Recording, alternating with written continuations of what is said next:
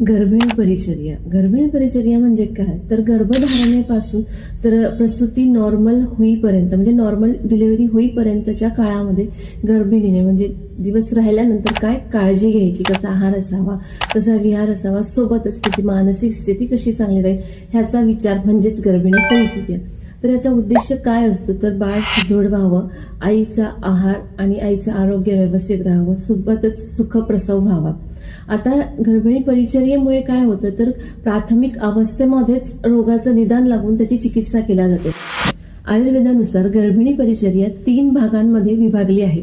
पहिलं असं की गर्भस्थापक द्रव्य, ह्याच्यामध्ये गर्भ स्थिर होण्यासाठी किंवा स्थापक होण्यासाठी ज्या द्रव्यांची गरज असते आईच्या शरीराला त्याचा उपयोग कसा करावा ह्याचं वर्णन केलेलं आहे.